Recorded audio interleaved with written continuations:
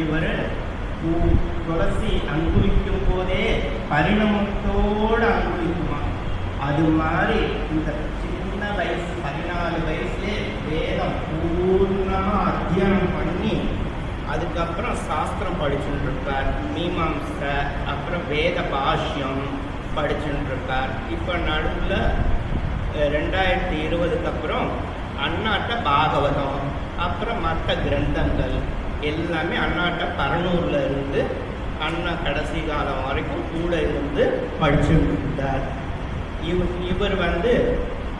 இவர் பரம்பரை ஒருத்தரை பற்றி சொல்லணும்னா அவள் பரம்பரை எப்படி அப்படிங்கிறத நம்ம சொல்லணும். அவள் தாத்தா விஜி சுப்பிரமணிய கணபாடிகள்னு பேர். அவளும் பூரணமாக சாஸ்திரம் அத்தியனம் பண்ணி வேதத்தை அப்படி பிரகாசப்படுத்தினவர். அவளோட புள்ள குருமூர்த்தி கணபாடிகள்னு பேர். பூரணமாக வேதனை அத்தியனம் பண்ணி கணாந்தம் படிச்சுண்டு மீமாம்சம் முடித்து வேத பாஷ்யம் ஃபுல்லாக படித்து நல்ல சாஸ்திர அறிஞர். அவள் அப்பா சிருங்கேரியில் வித்வஸ் சதஸ் நடந்தது அப்படின்னா அவள் அப்பா உட்கார்ந்தாச்சான்னு சிருங்கேரி பெரியவா பாரதி தீர்த்த சுவாமிகள் கேட்பாராம். அவள் அப்பா உட்கார்ந்தாச்சு அப்படின்னு அவகிட்ட சொன்னப்புறம் அவள் அந்த வித்வஸ் சதத்தில் வருவார் வித்வஸ் சதத்துக்கு. அப்பேற்பட்ட அவள் அப்பா அந்த மாதிரி பரம்பரையில் இவர் வந்திருக்கார். நமக்கு இங்கே நமக்கு பாகவதம் சொல்ல வந்திருக்கார். இவர் இந்த மாதிரி சொல்லி மேலும் இன்னும் பிரகாசமாக நன்னா இருப்பார்னு நம்ம இப்போ நமக்கு 4 நாளாக சொல்லியிருக்க பிரவச்சனத்திலேயே 4ஆவது நாளாக சொல்லிட்டு இருக்க பிரவச்சனத்திலேயே நல்லா தெரியறது.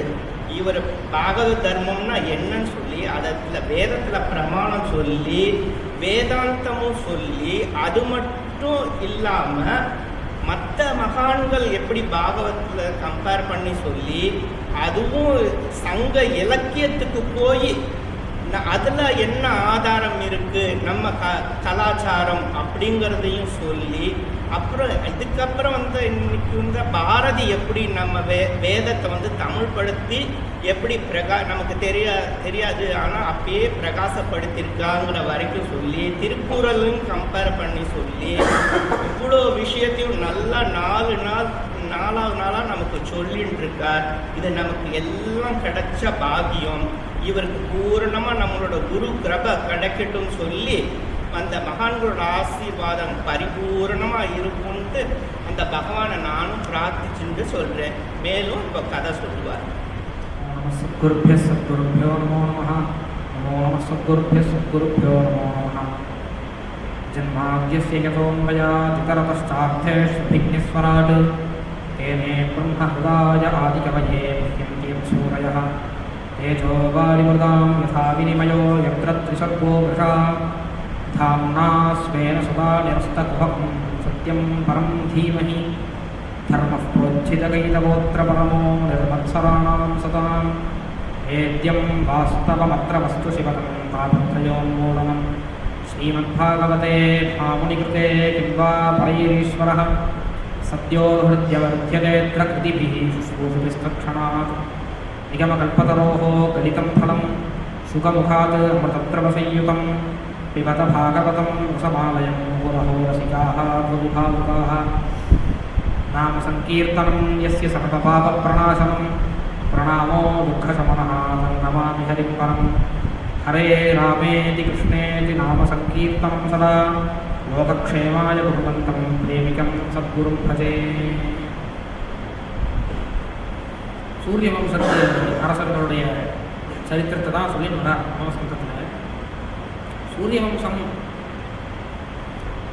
பொதுவாக தமிழ் பண்பாடு மேலே இந்தியன் கலாச்சாரம் இது ரெண்டுத்துக்கும் பேதம் இருக்குது அப்படின்னு பொதுவாக சொல்கிறாங்க. ஆனால் இங்கே ஒரு ஊர் இருக்குது, திருவாலங்காடுன்னு ஒரு ஊர் இருக்குது.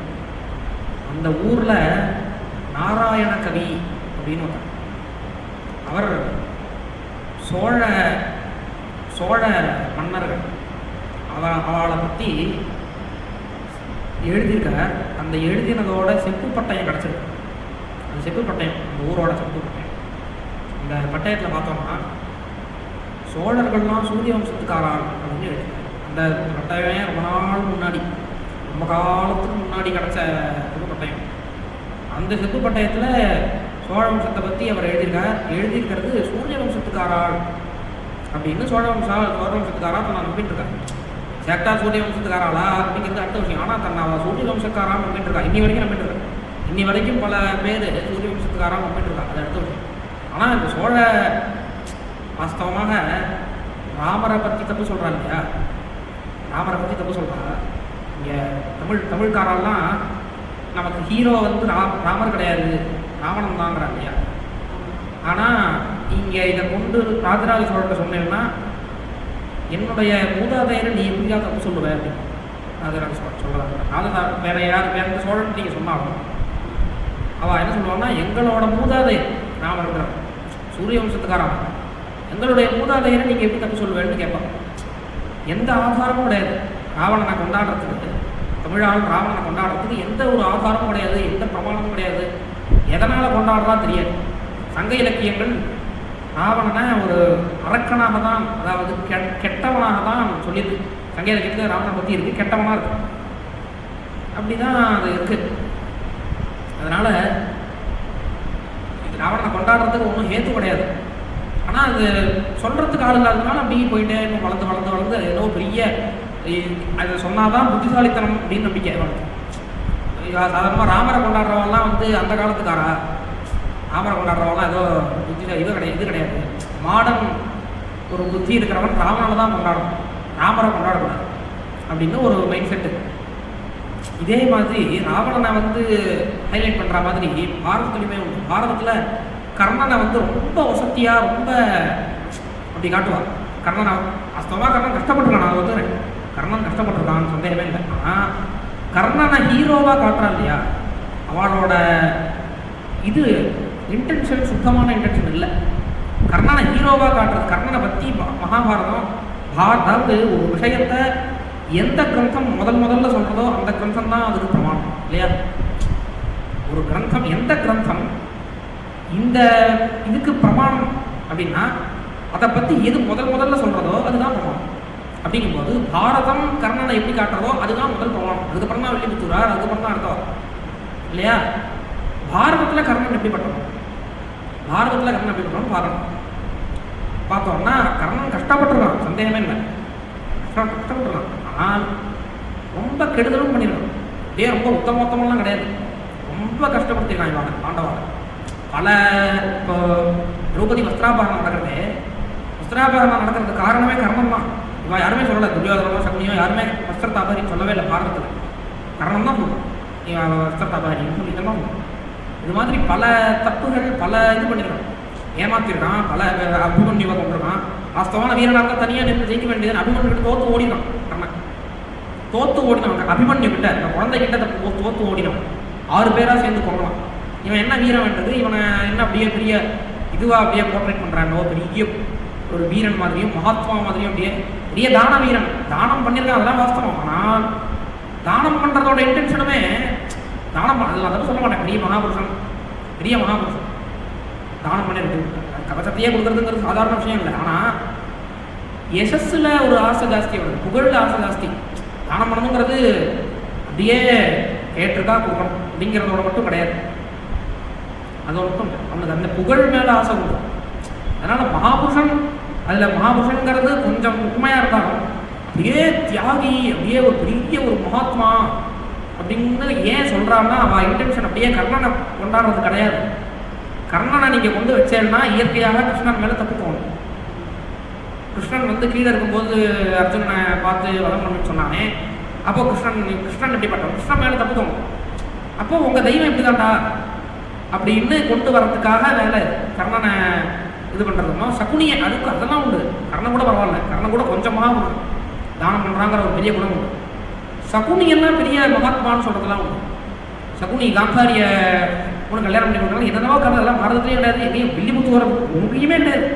அது மாதிரி கதையெல்லாம் சொல்லி சகுனி ஏதோ அவளை திருதராஷ்டிரம் ரொம்ப கஷ்டப்படுத்தினான், அப்படியே அவளை ஜெயிலில் வச்சான், அப்படின்னு சம்பந்தம் இல்லாத எதையோ சொல்லி சகுனி அப்படியே பெரிய ஒரு ஹீரோ மாதிரி காட்டுவா. ஏன் இது சகுனியை காட்டுறதுங்கிறது கிடையாது விஷயம்.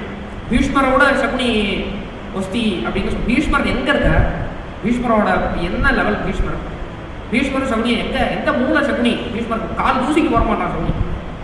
ஆனால் சகுனியை அப்படியே பெரிய ஒரு ஹீரோ மாதிரி காட்டுறதோட இன்டென்ஷன் பாண்டவாலும் கெட்டவா, ஸோ பாண்டவாவை ஆதரிக்கிற கிருஷ்ணனும் கெட்டவன் அப்படின்னு அங்கே போய் முடிக்கணும். அது ராவணன் அப்படியே பெரிய ஹீரோ, கைகேயியை பெரிய ஹீரோ, அது மாதிரி கதையெல்லாம் உண்டு. கைகேயியை ஹீரோவாக காட்டுற கதை. ஒரு பெரிய கைகேயி வந்து ரொம்ப நல்லவன் அது மாதிரி காட்டினா என்ன ஆகும், ராமரத்தானா வில்லனாவ, பரதன் கைகையை திட்டுறான் கண்டபடி, பரதன் வில்லனாவா, அதுதான் விஷயம். அங்கே இவாளை அப்படியே பெரிய மகாத்மாவாக காட்டுறதோட தாற்பயம் அவளை இவனை எதிர்க்கணுங்கிறது தான். இவாளுக்கு அப்படியே ஜஸ்டிஸ் கொடுக்குறதுலாம் அங்கே விஷயமே கிடையாது. கர்ணனுக்கு கர்ணனை அப்படியே மகாத்மாவாக காட்டணுங்கிறது விஷயம் இல்லை, கிருஷ்ணனை வில்லனாக காட்டணும். அதனால் அந்த விஷயம் யாரும் பேச போகிறதுக்கு உள்ளே போய் தொடக்க வரா படிக்க போகிறா, பெரிய கிரமம் வேறு. அதனால் வாயில் வந்து பேசலாம், யாரும் கேட்கறது கிடையாது. இது மாதிரி வார்த்தையில் இல்லையப்பா அப்படின்னு அதுக்கு கேட்கறதுக்கு ஆள் இல்லை, ராவண இஷ்டத்துக்கு பேசலாங்கிற மாதிரி தான் அது மாதிரி தான் ராவண விஷயம். சங்கையில் எங்கே ராவணனை புகழ்ந்து எந்த கிரமம் இருக்கும்? எங்கே இப்போ தேவாரத்துலேயே இந்த தேவாரத்தையே எங்கேயாவது இருக்கா? இதெல்லாம் என்ன புகழால் என்ன புகழலை, ராவணனை சிவபூஜை பண்ணா அப்படிங்கிற கதை இருக்கட்டும். அப்படிங்கிறதுனால அவனை ஏதோ பெரிய ராவணன் சிவபூஜை பண்ணா சிவன் அடி வாங்கினான்னு தான் காட்டுறான் தேவாரத்தில். ராவணனை நசுக்கினார் சிவன், கட்டவரலை கொண்டு நசுக்கினார் அப்படிங்கிற கதையெல்லாம் உண்டே தவிர ராவணன் பெரிய மகாத்மா அதெல்லாம் கிடையாது. எந்த இலக்கியம், சங்க இலக்கியமோ தமிழ் இலக்கியங்கள்ல எந்த இலக்கியம் ராவணனை பெரிய மகாத்மான்னு சொல்லியிருக்கு? எதனால இப்போ கொண்டாடணும்? எது பிரமாணம்? நான் ஒரு விஷயத்தை அதுவும் ஹிஸ்ட்ரியிலன்னு சொல்கிறேன்னா பிரமாணம் வேண்டாமா? எதையாவது சொல்கிறது அவையில் உள்ளதை அவர் எழுதி வச்சார் ஏதோ வெள்ளக்காரன் எழுதி வச்சான், அவர் எழுதினா நான் என்ன பண்ணுறது? ஹிஸ்ட்ரி ப்ரூஃப் வேணும். ஹிஸ்ட்ரிங்கிறது முதல்ல அந்த புத்தியே கிடையாது. ஹிஸ்ட்ரின்னு நம்ம சொல்கிறோம்னா அது ப்ரூஃப் வேணும். இங்கே இருக்குது, இந்த புஸ்தகத்தில் இப்படி இருக்குது, இந்த புஸ்தகத்தில் இந்த வரியில் இந்த பக்கத்தில் இந்த வரியில் இப்படி இருக்குது, அதனால் ராவண மகாத்மான்னு சொல்லு. அதுக்கு மேலே விசாரம் பண்ணலாம். எந்த கிரந்தத்தில் இருக்குது ராவண மகாத்மா அப்படின்னு? யாரோ போன நூற்றாண்டில் வந்த யாரோ ஒரு கவி அவன் ஏதோ எழுதுறான், ராவண காவியம் ஏதோ எழுதுறான், அது பிரமாணமாக. அது என்ன பிரமாணம்? நேத்திக்கு வந்த புஸ்தகம் அது, நேத்திக்கு வந்த புஸ்தகம் பிரமாணமாகாது, அது பிரமாணமாகாது. ராமாயணம் பிரமாணமாகும், அட்லீஸ்ட் கம்பராமாயணம் பிரமாணமாகும்.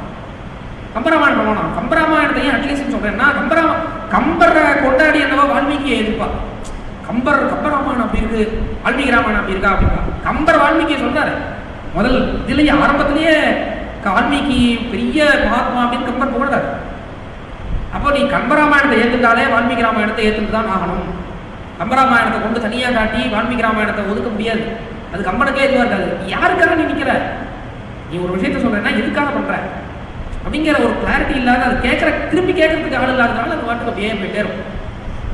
அது சொல்கிறேன், சூரிய வம்சக்காரான்னு நம்பிட்டு இருக்கான் சோழர்கள். அதனால் ராமரை தப்பு சொல்கிறவா உங்கள் மூதாதையர்கள், தமிழ் மூதாதையர்கள் இருக்கா இல்லையா? தமிழ் மூதாதையர் சோழர்கள் தமிழ் மூதாதையர்கள் தானே, அப்படி தானே நம்புகிறோம்.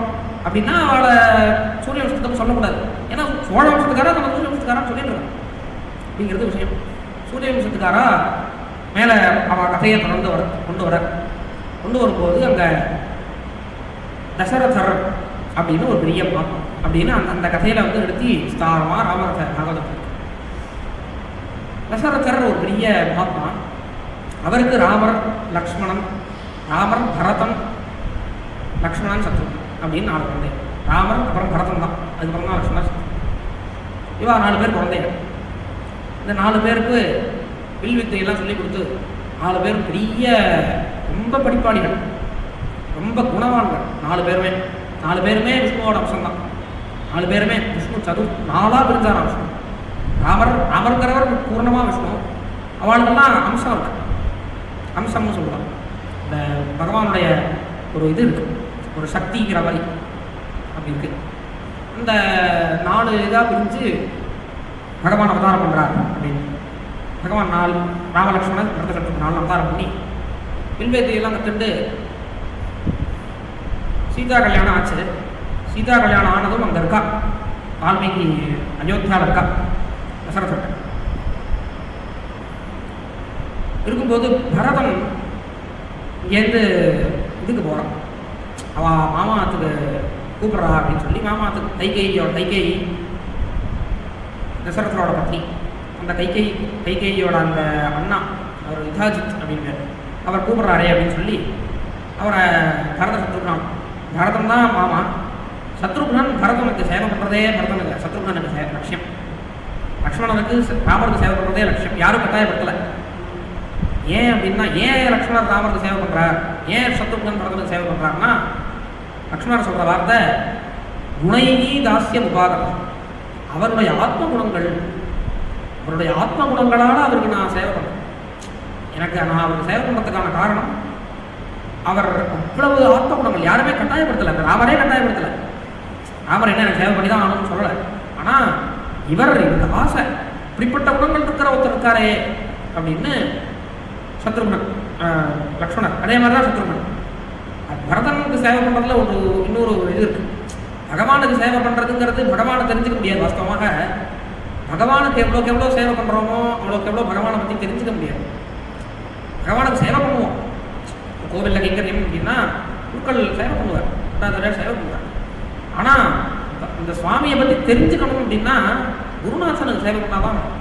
குருநாதன் எவ்வளோக்கு எவ்வளோ குருக்கு சேவை பண்ணுறோமோ அவ்வளோக்கு எவ்வளோ பகவானை பற்றி தெரிஞ்சுக்கணும். பக்தாள் குருக்கிட்ட வர்றதுக்கு காரணம் குரு பகவானை பற்றி சொல்கிறதுனால. அது மாதிரி சத்ருக்னன் பரதனுக்கு சேவை பண்ணுறதுக்கு காரணம் பரதன் ராமபக்தன், பரதன் ராமகுணங்களை போதும் திரும்பி திரும்பி திரும்பி திரும்பி ராமகுணங்களை தான் சொல்லிட்டு இருக்கான்.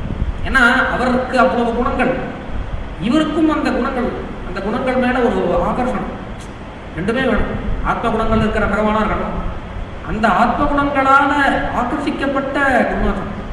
அந்த குருநாதனுக்கு சேவை பண்ணுறது மூலமாக என்னென்னா திரும்பி திரும்பி திரும்பி அந்த ஆத்ம குணங்களையே பகவத் குணங்களையே கேட்டுக்கணும். அதனால் சத்ருக்னன் வாஸ்தவமாக பரதனுக்கு சேவை பண்ணுறது ராமரை பற்றி இன்னும் தெரிஞ்சுக்கணும், ராமரை பற்றி தெரிஞ்சுக்கணுங்கிறதுனால அப்படி சேவை பண்ணுறதுனால சத்ருக்னன் பரதனோட மாமாத்துக்கு போகிறார். இங்கே சில ஜோதிஷ சாஸ்திரக்காரா தசரதர்கிட்ட வந்தாலும் அவள் என்ன சொன்னால், உங்களுக்கு ஆயுட்காலம் குறைஞ்சி போயிடுது தசரதர், உங்கள் ஆயுட்காலம் முடிய போகுது. இப்போ இருக்க ஜோதிஷங்கிறது ஏதோ முந்தானத்துக்கே வந்த விஷயம் இல்லை, காலங்காலமாக இருக்கும் ஜோதிஷ சாஸ்திரம் அப்படின்னு. அந்த உங்களுக்கு ஆயுட்காலம் முடிய போகிறது, அதனால் நீங்கள் கொஞ்சம் சரி பார்த்துக்கோங்க அப்படின்னு சொல்லிட்டு போயிட்டேன். அது தசரதருக்கு ரொம்ப இதுவாக இருந்தது. ராமருக்கு பட்டம் கட்டிடுவோம் அப்படின்னு தசரதருக்கு ஆசை. யுவராஜ்ய பட்டாபிஷேகத்தில் ராமரை வளர்த்திடுவோம் அப்படின்னு. அதனால் அந்த காலத்திலேயே அந்த எலெக்ஷன் வர மாதிரி கிட்டத்தட்ட இது இந்த விஷயம் ஜனங்களெல்லாம் கூட்டினார், எல்லா ஜனங்களையும் கூட்டினார். ராமரை உங்களுக்கு அரசனாக நியமிக்கணும்னு ஆசைப்படுறேன், நீங்கள் என்ன நினைக்கிறேன் ராமரை பற்றி அப்படின்னு கேட்குறாரு. நினைக்கிறதெல்லாம் அப்படியே முதல்லையே பட்டம் கட்டிட்டு என் இஷ்டம் தான் என் இஷ்டத்துக்கு கட்டுப்பட்டு தான் இவெல்லாம் இருக்கணும்னு நினச்சிட்டு போயிருக்கலாம். ஆனால் இந்த வேதத்தில் ஜனங்கள் முடிஞ்சால் ராஜ்யத்தை கவுத்துற முடியும், பின்னாடி ராஜ்யத்துலாம் அப்படி நடக்காது. ஜனங்கள் பண்ணால் போலீஸை வச்சு ஜனங்கள் அடிக்க ஆரம்பிச்சிடும். அதனால் ஜனங்கள் பாவம் கொஞ்ச நாளில் ஏதோ இப்படி கத்தும், அப்புறம் அடங்கிடும். ஒரு விஷயம் அப்படின்னா அந்த விஷயத்துக்கு கொஞ்ச நாள் ஒரு 10-15 நாள் அப்படியே ஆள் எதிர்ப்பு கிளம்பும், அப்புறம் அடங்கி போயிடும். அவ்வளோதான், அது அடுத்த புத்திக்கு போயிடும், அதனால் அடங்கி போயிடும். அப்படின்றதுனால அதை பற்றி கவலைப்பட மாட்டான் ராஜா. அவளை போட்டு அடக்கிடுவோம், போலீஸையோ இல்லை வேறு எதையோ வச்சு அடக்கிடுவோம். ஆனால் இங்கே தசரதரோ எல்லா ஜனங்களையும் கூட்டி ராமர் இது மாதிரி உங்களுக்கு ராமனை பட்டாபிஷேகம் நடணும்னு நினைக்கிறேன், நீங்கள் என்ன நினைக்கிறேன் அப்படின்றதும் ஆஹாஹா அவசியம் அப்படின்னு சொல்லி ராம குணங்களை ஜனங்கள்லாம் வர்ணிக்காங்க.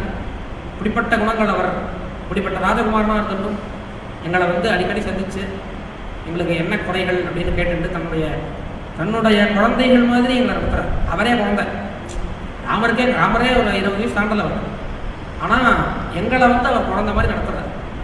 அப்படிங்கிறதுனால அவசியம் அவர் ராஜாவாக ஆகணும் அப்படின்னு ஜனங்கள் எல்லாரும் ராம குணங்களை வர்ணிக்கிறார். தசரதர் ரொம்ப சந்தோஷப்பட்டு ராமரையும் கூப்பிட்டு இது மாதிரி ஜோதிஷ சாஸ்திரக்காரெல்லாம் சொல்கிறா, ரகசியமாக சொல்கிறதுலாம் அவள்கிட்ட சொல்லலை.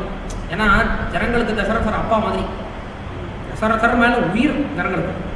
ஏன்னா அது இவள் சொன்னார், இந்த விஷயத்தை சொன்னால் ஜனங்கள் தாங்க மாட்டான். இந்த மாதிரி ஆயுட்காலம் முடிய போகிறதுன்னு சொல்கிறா அப்படின்னு சொன்னால் அவன் நம்ப மாட்டான், அதாவது கஷ்டப்படுவார் ரொம்ப. அதனால் அவள்கிட்ட சொல்லலை. ராமரை மட்டும் ரகசியமாக அனுப்பி கூப்பிட்டு அவர்கிட்ட சொல்கிறார், இது மாதிரி இருக்குது, அதனால் நீ உனக்கு கூடிய சீக்கிரம் பரதனை கூப்பிடணும்னு ஆசை எனக்கு வாஸ்தவமாக. பரதன் அங்கே எங்கேயோ இருக்கான், அது கேக்கைய தேசம் எங்கேயோ இருக்குது ஓரமாக. அதனால் அங்கேயே இங்கே வரத்துக்கு 7 நாள் ஆகிடும் கிட்டத்தட்ட. அந்த அவ்வளோ குதிரைகள் ரொம்ப வேகமாக இருந்தாலே அப்படி ஆகிடும் 7 நாள். அதனால் எனக்கு இப்போ இருக்கிற ஆசையில் இன்றைக்கே உன்னை இது பண்ணிடணும், உன்னை ராஜாவை ஆக்கிடணும். அதனால் நான் உன்னை ராஜாவை ஆக்கிட போகிறேன். பரதன் இதில் என்ன நினைப்பான்ங்கிற கேள்வியே எனக்கு இல்லை. பரதன் இது மாதிரி ராமருக்கு என்னை கூப்பிடாமே பட்டாபிஷேகம் பண்ணிட்டாரே அப்படின்னு வருத்தப்பட மாட்டான், வாஸ்தவமாக சந்தோஷப்படும். ஏன்னா பரதனுக்கு ராமர் இங்கே சாணுக்ரோஷோ ஜிதேந்திரியா அப்படின்னு பரதனுக்கு இங்கே வார்த்தை வால்மீகி சொன்னார். பரதனுக்கு ராமர் மேலே கருணையம், ராமர் மேலே கருணை. ஏன்னா இவர் ரொம்ப குணம் ஜாஸ்தி இருக்கு, ராமருக்கு ரொம்ப ஆத்ம குணம் ஜாஸ்தி. இந்த குணம் ஜாஸ்தியாக இருக்கிறதுனால வாஸ்தவமாக அவருக்கு ரொம்ப புத்தி ஜாஸ்தி. குணம் ஜாஸ்தியாக இருக்கிறதுனால ஏமாற மாட்டார். ஆனால் இவன் என்னை ஏமாத்துறான்னு நல்லா தெரியும், தெரிஞ்சே ஏமாறும். ஏன்னா சந்தோஷப்பட்டு என்ன இப்போ நான் இப்போ ஏமாந்தா எனக்கு நஷ்டம், அவளுக்கு சந்தோஷமாக சொல்லு, அதனால் ஏமாந்துட்டு போவோமே அப்படின்னு ஏமாந்துருவார் திடீர்னு. அவர் வாஸ்தவமாக ஏமாற மாட்டார், நல்லா தெரியும், நல்ல புத்தி உண்டு, ஆத்ம குணங்கள் எவ்வளவு உண்டோ அவ்வளோ புத்தி உண்டு. ஆனால் அந்த பரவாயில்லன்னு விட்டு கொடுக்குற ஒரு தன்மை ஜாஸ்தியாக இருக்கிறதுனால, அதுவும் ஒரு ஆத்மகுணமாக இருக்கிறதுனால அவர் இது மாதிரி ரொம்ப தியாக புத்தி ஜாஸ்தி வருது அப்படின்னு பரதனுக்கு ராமர் மேலே கருணை ஜாஸ்தியும். அதனால் உனக்கு எவ்வளோ சீக்கிரம் பட்டம் கட்டுறேனோ அப்பாடா கட்டினாரேன்னு தான் அவன் நினைப்பான். ஆனால் நீ கவலைப்படாத அப்படின்னு ராமர்கிட்ட சொல்கிறார் தசரதர். மேலே தசரதர் சந்தோஷமாக இருக்கும்போது அந்த ஊரே விழா போட்டுருச்சு. அந்த ஊரே அப்படியே உற்சவமாக கொண்டாடுறது ஊர். அந்த சமயத்தில் அங்கே ஒருத்தி இருந்தால் மந்தரை அப்படின்னு பேர். அதாவது எவ்வளவு நல்லவாளாக இருந்தாலும் இந்த உலகத்தில் எனக்கு அவளுடைய குணங்களை பார்த்தா இவாளுக்கு சத்ருவே இருக்க மாட்டாளே அப்படிங்கிற அளவுக்கு குணம். ராமராஜ் பரவாயில்ல, யுதிஷ்டிரருக்கு பேரே அஜாத சத்ரு அப்படின்னு. அவருக்கு சத்ருவே கிடையாது. ஏன்னா அவரோட திருஷ்டியிலேருந்து அவருக்கு யாருமே சத்ரு கிடையாது. அவருடைய குணங்கள் எத்தனை விட்டு கொடுக்குறவர், எத்தனை குணங்கள் அவருக்காக இவ்வளவு பெரிய யுத்தம் நடக்குது. அவரை எதிர்த்துட்டு அவரை எப்படி எதிர்க்க முடியும்? அவருடைய குணங்களுக்கும் அவருடைய பொறுமைக்கும் அவருடைய சாந்த குணத்துக்கும் எப்படி அவரை எதிர்க்க முடியும்? ஆனால் அவரையும் எதிர்க்கும். ஜனங்களை வச்சிருந்து ஒரு விஷயத்தை ஜட்ஜ்மெண்ட் பண்ணவே கூடாது. ஜனங்கள் எல்லாரும் இங்கே இருக்கா, ஜனங்கள் சப்போர்ட் பண்ணுறா, அதனால இது நல்லதாக தான் இருக்கணும் அப்படின்னு சொல்லவே முடியாது. எவ்வளவு நல்லவாளாக இருந்தாலும் அவளையே கொடுப்பா, எத்தனை கெடுதலாக இருக்கிறதுனால நம்ம கத்தியில் இருக்கும். நம்ம நம்மளுடைய தர்மத்திலையும் நம்மளுடைய இதுலேயும் இருக்கணும். ஜனங்கள் 1000 பேர் என்னென்னவோ பண்ணிட்டு போவோம், அதனால் அவளை நம்பக்கூடாது. இந்த மந்தரை இவ்வளவு ஆத்மகுணங்கள் இருக்கிற ராமரை அவர் மேலே ஒரு பொறாமை வச்சுக்கிறதுக்கு ஒரு ஆழம். மந்தரை எவ்வளவு பேர் அவர் மேலே பொறாமை வர்றதுக்கான காரணமே கிடையாது. அவர் ரொம்ப அப்படியே அலங்காரம் பண்ணிக்கிறது, ரொம்ப அப்படியே அனுபவிக்கிறது அப்படின்னா ஜாஸ்தி கிடையாது.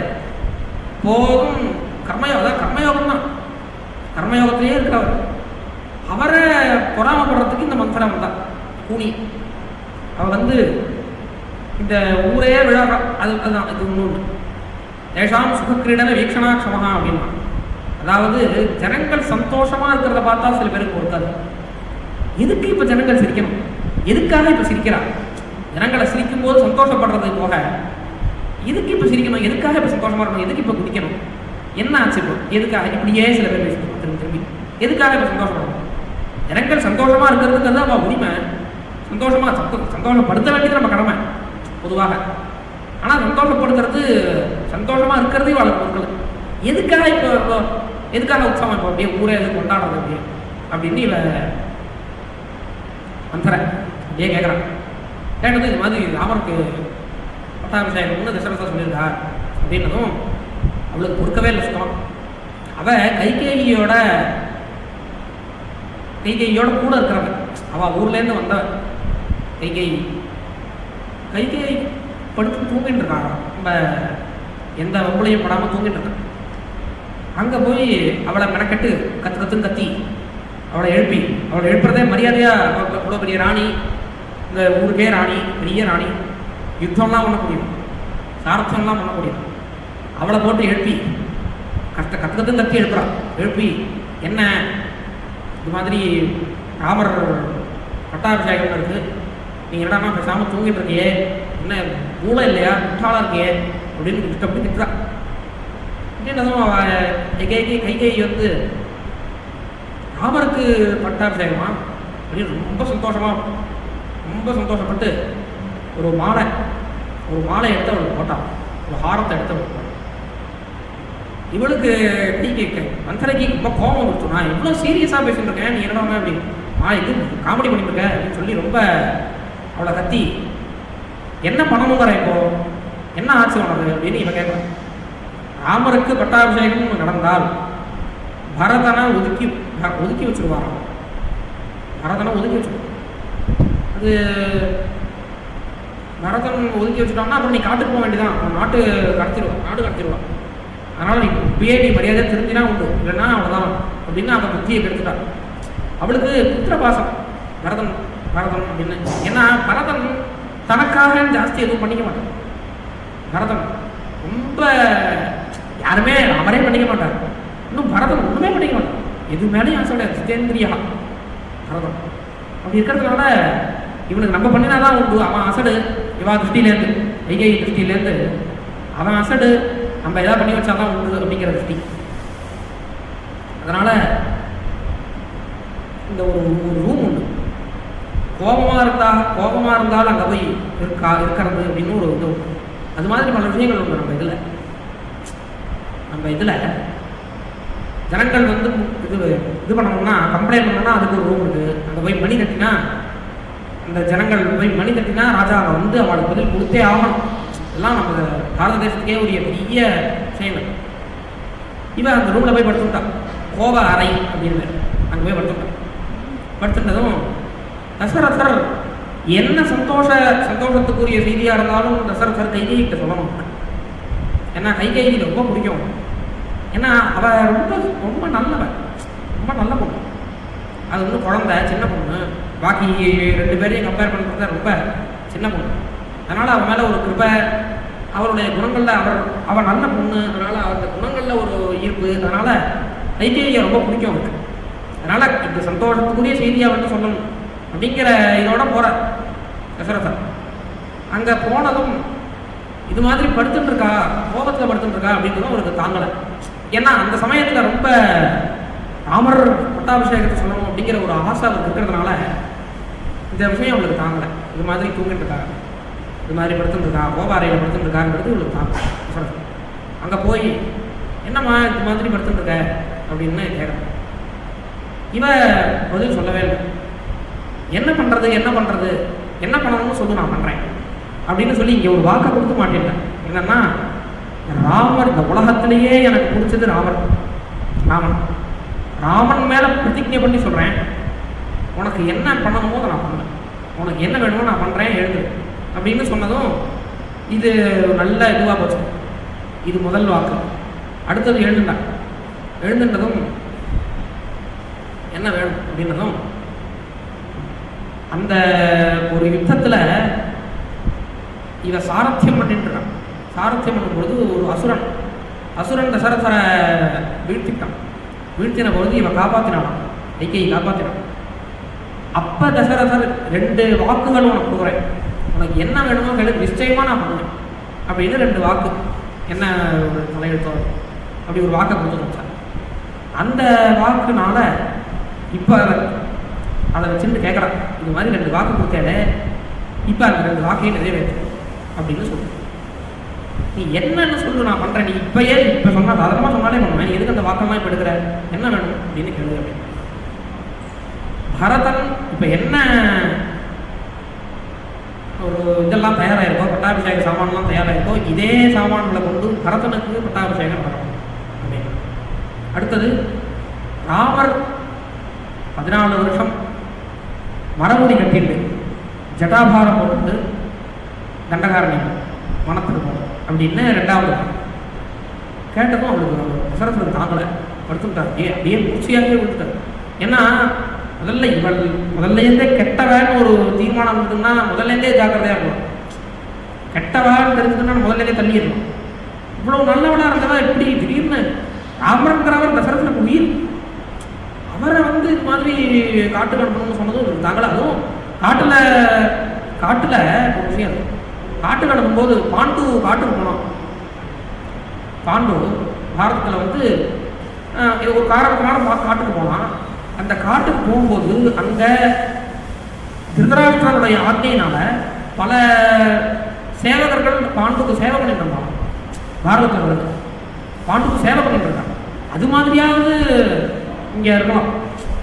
காட்டுக்கு போட்டோம், சரி காட்டுக்கு போட்டோம். அங்கே ஒரு பெரிய ஒரு பேலஸ் கட்டிட்டு அங்கே அழகாக நிறையா சேவக்கடலாம் வச்சுட்டு அது மாதிரி போகணும் அப்படின்னு சொல்லாமல் இது மாதிரி தண்டகாரண்யம் அங்கே போகணும், அங்கே வந்து ஜட்டாபாரம் போட்டுக்கணும், மறுபடி தெரிச்சுக்கணும் இப்படின்னு ஒரு பிரதிஜை வாங்கிட்டாலே அப்படின்னு கஷ்டப்படுவார் ராமர் அப்படிங்கிற இதில் ஒரு தாங்களாக ரொம்ப கெஞ்சு செஞ்சுட்டார்.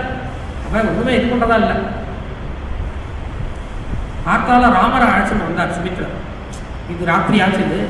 கார்த்தால ராமரை அழைச்சிட்டு வந்தார். இங்கே சுமித்ராங்கிறவர் தசரதோட சாரதி. அழைச்சிட்டு வந்து வாசலில் நிற்கிறார். கைகேயி தசரதர் ரொம்ப சிரமமாக இருக்கார். ராமருக்கு தாங்கலை, இது மாதிரி படுத்துட்டுருக்காரே அப்பா அப்படின்னு இது பண்ணுறோம், ரொம்ப சிரமப்படுறோம். கைகேயி நீ ஒரு வாக்கு அந்த நிறைவேற்றினாதான் ராமர் தசரதரை பேசுவார் அப்படின்னு இவன் எல்லாத்தையும் சொல்லி நீ இந்த மாதிரி காட்டுக்கு போகணும், பரதனுக்கு தான் பட்டாபிஷேகம், நீ காட்டுக்கு போகணும் அப்படின்னு வரம் வாங்கிட்டு இருக்காரு. இதை நீங்கள் சொன்னாலே பண்ணுவேனேண்ணா அப்படின்னா. இதை வந்து எதுக்கு நீங்கள் அப்பா சொன்னார், அது வரம் வாக்கு இவ்வளோ தூரத்துக்குலாம் கதை சொல்லி இவ்வளோ சாப்பிட்றேன் நீங்கள் என்ன சொன்னால் போகும் 14 வருஷம் காட்டுக்கு போப்பா அப்படின்னு நீங்கள் சொல்லியிருந்தேன்னா நான் போயிருப்பேன். இது எதுக்கு இந்த இவ்வளோ அவரையும் சமப்படுத்தி இது மாதிரிலாம் பண்ணி எதுக்கு இந்த வேலை? என்ன முதல்ல அழகாக சொல்ல வேண்டியதானே. அப்பாவோட ஆజ్ఞங்கிறது கேட்டு ஆகணும். ஏன்னா பல காரணங்களால் கேட்கணும். பொதுவாக அப்பா நமக்கு நல்லது நினைக்கிறவர் முதல் விஷயம். ரெண்டாவது இவ்வளவு நல்லது பண்ணவர், அவர் கெடுதலே நினைச்சாலும் நம்ம அதை பண்ணணும். ஏன்னா அவர் இவ்வளோ நல்லது பண்ணிருக்கார் இவ்வளோ நாள். அது மாதிரி இருக்கிறதுனால இந்த இது தப்புன்னு பாருங்க. தெரியுமா, இந்த அப்பா அம்மா சொல்கிற பேச்சு கேட்கறது தப்பு, அப்பா அம்மா சொல்கிறத எதிர்க்கிறது தான் மாடல் அப்படின்னு ஒரு இன்னைக்கு இருக்கிற ஒரு ட்ரெண்டு. அப்பா அம்மாவுக்கு ஏன் அப்பா அம்மா சொல்கிறது நான் கேட்கணும்? அப்பா அம்மா என்ன சொன்னாடா, நான் வந்து அப்பா அம்மா என்னை பெற்றுக்கோன்னு சொன்னேன்னா அவள் தானே பெற்றுட்டா, நான் எதுவும் கேட்கணும் அப்பா சொல்கிறேன் இப்படின்னு ஒரு இவ்வளோ நாள் நம்ம காப்பாற்றுறதுக்கு நன்றி உணர்வாக அவளுக்கு சேவை பண்ணணும், அவள் சொல்கிறத கேட்கணும். அவளுக்கு என்ன அவள் கெடுக்க போகிறாளா? அவள் நல்லது தான் நினைக்க போகிறா? அதெல்லாம் இருக்க அதெல்லாம் கிடையாது. அப்பா அம்மா சொல்கிற பேச கேட்கறதுலாம் ரொம்ப தப்பு அப்படின்னு இது ஒரு ட்ரெண்டு. இது மாதிரி இப்படி போனால் என்ன ஆகும்? இதை அப்படியே ப்ரமோஷன் பண்ணுற பல விஷயங்கள் வரும். அப்பா அம்மா சொல்கிறது எதிர்க்கிறது தான் புத்திசாலித்தனம், அதுதான் வந்து இந்த ஜென்ரேஷனுக்கு அதுதான் வந்து கரெக்டு. அப்பா அம்மா சொல்கிறது எதிர்க்கிறது தான் புத்திசாலித்தனம். அப்பா அம்மா சொல்கிற பேச்சு கேட்குறவங்களாம் முட்டாள். ஏதோ இதுவாக கையால் ஆகிறவங்க தான் கேட்பான், எவனால் முடியுமோ அவன் கேட்க மாட்டான் அப்படின்னு ஒரு ட்ரெண்டு. இப்படி இருக்க இங்கே ராமர் சொல்கிறாரு அப்பா அம்மா சொல்கிற பேச்சு கேட்குறது. ஏன்னா முதல்ல அப்பா அம்மா நல்லது நினைக்கிறவன். அப்பா அம்மா மாதிரி நல்லது நினைக்கிறவன் யாருக்கா? எந்த காரணமும் இல்லாமல் அப்பா அம்மாவை நல்லது நினைக்கிறவன் கிடையாது. இருந்தாலும் நிறைய பேர் இருந்தாலும் பல காரணங்கள் இருக்கும். அவள் நமக்கு நல்லது நினைக்கிறவா இருந்தாலும் அவள் நல்லது நினைக்கிறதுனால ஏதோ நல்லது நினைக்கிறதுக்கு ஏதோ காரணம். நல்லது நம்மளை யாருக்காவது பிடிக்கணும் அப்படின்னா அதுக்கு ஏதாவது காரணம் வேணும். இப்போ வந்து எனக்கு ஏதோ படிப்பு ஜாஸ்தியாக இருக்குது அப்படிங்கிறதுனால யாருக்காவது என்னை பிடிக்கலாம், அல்லது எனக்கு அழகு ஜாஸ்தியாக இருக்குது அதனால் யாருக்காவது பிடிக்கலாம், எனக்கு என்கிட்ட பணம் ஜாஸ்தியாக இருக்குது அதனால் அது மாதிரி தான் போகுமே தவிர காரணங்கள் அதெல்லாம் இருக்குது. எந்த காரணமும் இல்லாமல் இவ்வளவு கஷ்டப்பட்டு நம்மளை முதல்லேருந்து இவ்வளவு நாள் வளர்த்து இதை பண்ணுறது நல்லது நினைக்கிறது, இன்றைக்கும் நல்லது நினைக்கிறது, இவன் நல்லது தான் பண்ணணும் அப்படின்னு நினைக்கிறதுக்கு அப்பா அம்மாவை தவிர யார் இருக்கா? அப்படிங்கிறது ஒரு விஷயம் இருக்க, அதை எதிர்த்து ஒரு ட்ரெண்டு. அப்பா அம்மா சொல்கிறத கேட்கக்கூடாது, அதை எதிர்த்துட்டு போகணும், அதை எதிர்த்துட்டு பாக்கி விஷயங்கள் பண்ணணும் அப்படிங்கிறது ஒரு ட்ரெண்டாக போயிடும். இதை ராமர் எதிர்க்காரு. அப்பா அம்மா சொன்னால் அப்பா சொன்னால் அப்படியே சொன்னேன், அப்பா சொன்னால் நெருப்பில் குடிப்பேன், விஷத்தை குடிப்பேன். அப்பா அம்மா எப்படிப்பட்டவர்? எனக்கு இவ்வளவு நல்லது பண்ணவர், இவ்வளவு நல்லது நினைக்கிறவர், அவரை எப்படி நான் மீறுவேன்? நீங்கள் சொல்கிறத மீறுவேனா? இவ்வளோ என் அம்மா நீங்கள் சொல்கிறத எப்படி மீறுவேன் அப்படின்னு கேட்குறார். நீ அப்புறம் என்ன ஆகுது, தசரதர் அந்த இவன் பேசுறதெல்லாம் தாங்கலை. தசரதர் கைகேயி பேசுறதெல்லாம் அப்படியே மூச்சையாகி விழ வராது தசரதர். ராமரை தடுத்து இங்கே அது மாதிரிலாம் பண்ணக்கூடாது, இது மாதிரிலாம் பண்ணக்கூடாது அப்படின்னு தடுக்க போகிறார். கைகேயி அதை இது பண்ணி இதெல்லாம் தப்பு, நீ உடனே கிளம்பு, இப்பயே காட்டு கிளம்பு அப்படின்னு கைகேயி சொன்னார். அது சொன்னதும் ராமருக்கு ரொம்ப சுருக்குன்னு ஆயிடுச்சு. ராமர் அதெல்லாம் அப்படிலாம் பேச மாட்டார். ஆனால் நான் எப்படிப்பட்டவன் தெரியுமா, வித்தியமாம் ரிஷிபிஸ்துல்யம் அப்படின்னு. நான் வந்து ரிஷி மாதிரிமா, நான் ஏதோ இந்த ராஜ்யத்துக்கு ஆசைப்பட்டுட்டோ இப்போ தசரதரை பிடிச்சி நிறுத்தி வைக்கிறதுங்கிறது ஏதோ என்னுடைய ஆசையினால இல்லை. எனக்கு வந்து நான் வந்து ரிஷிபிஸ்துல்யம், ரிஷி மாதிரி நான் எந்த ஆசையும் பற்றோம் அப்படிங்கிறதுனால என்னை வந்து நீங்கள் அப்படிலாம் நினைக்கக்கூடாது அப்படின்னு ராமர் சொல்லிட்டு மேலே கிளம்பும்போது சீதை இங்கே அடுத்தது சீதை வரமாண்டாங்கிறார் ராமர்.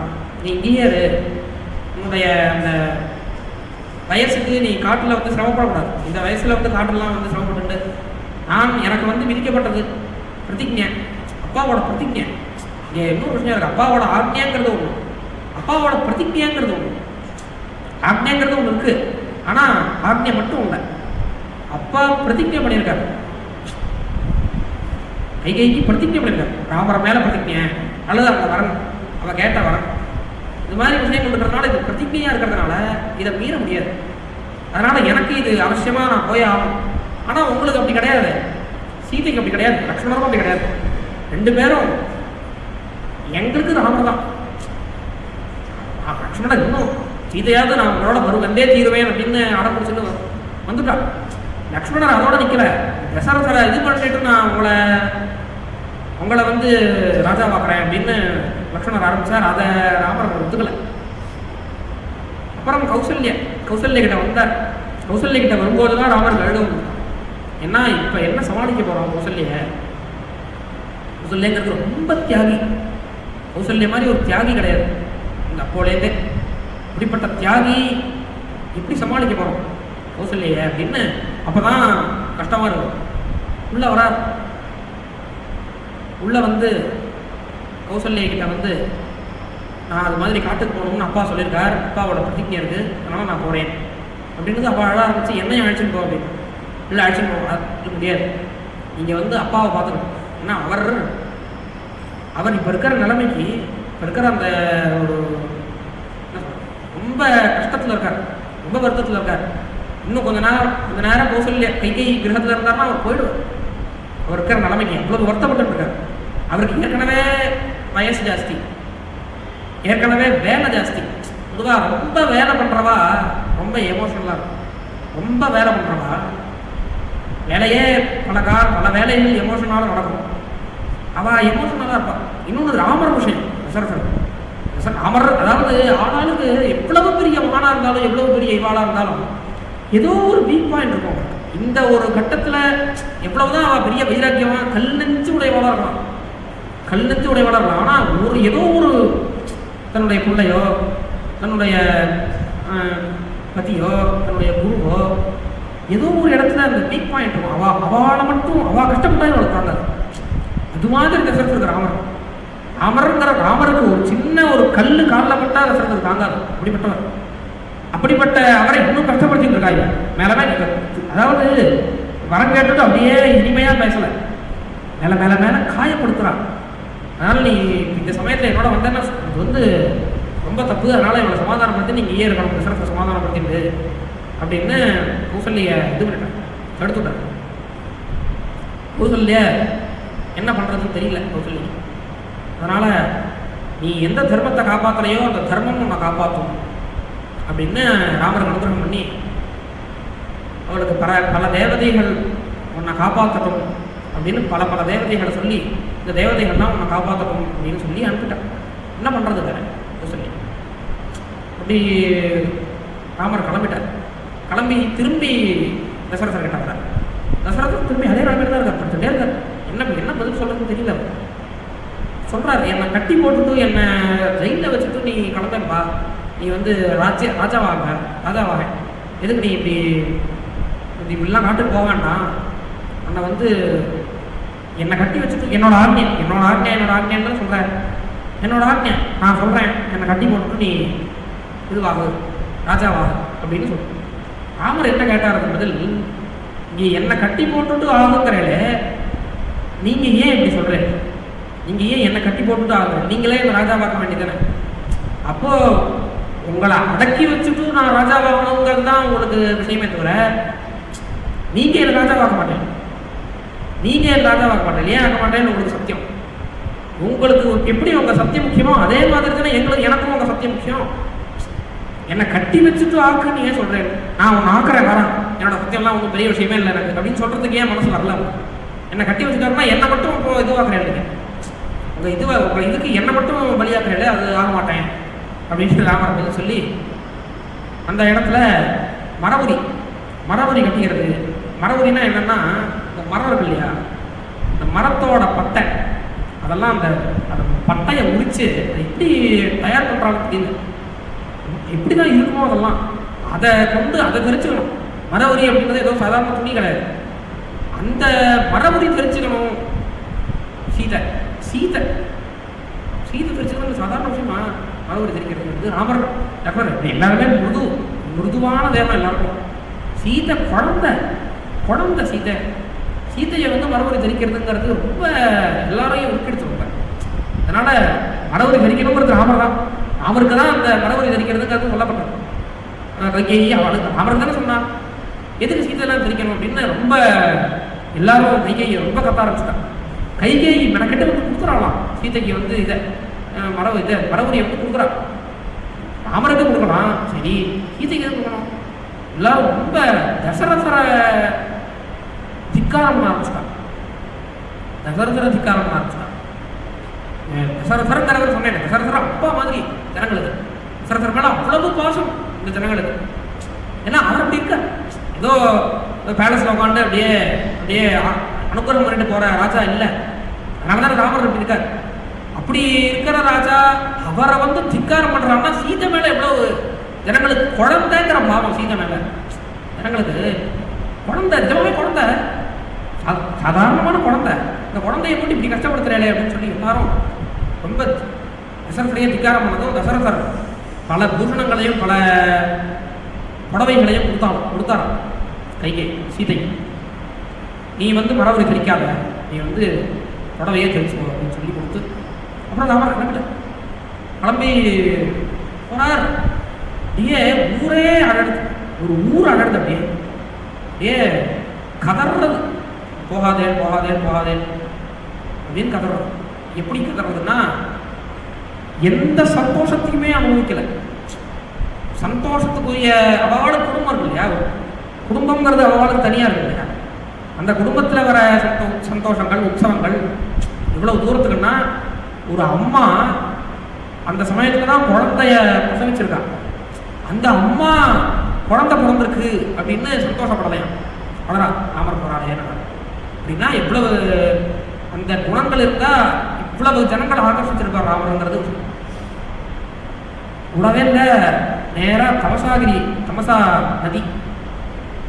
நதின்னு நதி, அந்த நதி வரைக்கும் போயிட்டார் ராமர். போனதும் இந்த ஜனங்களை பார்த்தாரு, நீங்கள் திரும்பி போங்க, நீங்கள் வந்து இங்கே இப்படி இருக்காது. பரதன் ரொம்ப குழந்தை தான், ஆனால் ரொம்ப ஞானவர்த்தன், பெரிய ரொம்ப அறிவு உடையவன், ரொம்ப விவேகி, ரொம்ப புத்திசாலி. அதனால் பரதனை நீங்கள் ராஜாவாக அடைச்சி பரதனை வச்சுருக்கோ அப்படின்னு சொல்கிறதுனாலேயே ராமதேவாளுக்கு இன்னும் பக்தி ஜாஸ்தியாக இருக்கு. இப்படி சொல்கிறாரே ஒருத்தர், இப்படி சொல்ல முடியுமா ஒருத்தர் அப்படின்னு இவர் மேலே இன்னும் இது ஜாஸ்தியாக இருக்கு. இவர் பார்த்தார், இது சரி வராதுன்னு சொல்லி அவ்வளவு ஜனங்களையும் தூங்க அடிச்சுட்டு எல்லாரும் தூங்கிட்டு இருக்காங்க. ராத்திரி இவர் எழுந்துட்டு எல்லாம் ஒரு கோடி பேர் இருப்பா, மொத்தம் அயோத்தியும் அங்கே தான் இருக்குது. அவ்வளவு பேரும் தூங்கிட்டான். அங்கேருந்து எழுந்து போயிட்டான். எதுக்கு இந்த வேலை பண்ணணும்னா, சத்தியத்துக்காக. அவர் அப்படின்னா ஃபஸ்ட்டு வர வேண்டியது சத்தியத்தை அவர் மதிக்கிறதுங்கிற விஷயம். அப்படி சத்தியத்துக்காக 24 வயசில் ராஜ்யத்தை விட்டுட்டு காட்டுக்கு போயிட்டார். இந்த சமயத்தில் பரதன் அங்கே தசரதர் ரொம்ப அழுது பிராணனை விட்டுட்டார். இவ்வளவு ராம விரகம், தாங்கள விரகம், அதனால பிராணனை விட்டுட்டார். ராஜ்யம், ராஜா இல்லாத ராஜ்யம் ரொம்ப கஷ்டப்படும். அதனால பரதனை அழைச்சின்னு வா அப்படின்னு சொல்லி வசிஷ்டர் அனுப்பினார். வந்து கொஞ்சம் டக்குன்னு போய் பரதனை அழைச்சின்னு வாங்க அப்படின்றது. இங்கேருந்து அவள் 7 நாள் ட்ராவல் பண்ணி போகிறான். 7 நாள் ட்ராவல். அங்கே போய் பரதனை பார்த்து எதுவுமே சொல்லலை, எந்த விஷயத்தையும். அது ஏதோ ஒரு சம்பிரதாயம் நம்மகிட்ட, இது மாதிரி ஒரு துக்கமான விஷயம்லாம் சொல்ல மாட்டான், அழைச்சின்னு வந்து தான் காமிப்பான். அது என்னவோ ஒரு என்ன விளைந்திருக்கிற ஒரு விஷயம். அவள் அழைச்சின்னு வரா பரதனை. அழைச்சின்னு வந்து இங்கே கைகேயி அரண்மனைக்கு வர ஊரே ரொம்ப சோகத்தில் இருக்குது. இந்த ஊரே சோகத்தில் இருக்குது.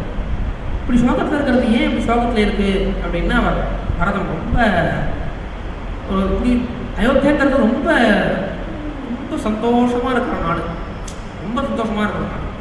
இந்த ஒரு இது ஏன் இப்படி கஷ்டப்படுறது அப்படிங்கிறது ரொம்ப அவருக்கு இதுவாக இருந்தது. அவருக்கு ஆனால் ஏற்கனவே மனசில் அந்த இது இருந்தது, இந்த மாதிரி தசரதரோ ஏதோ ஆக போகிறது, ஏதோ கஷ்டம் ஆக போகிறதுங்கிற ஒரு இது முன்னாடியே கனவுல வந்தது.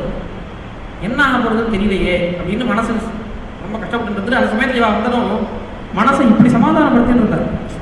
அப்போ ராமருக்கு வந்து பட்டாபிஷேகம் பண்ண போகிறா போகிறது, அதனால் என்னை வர வச்சுருக்காங்க.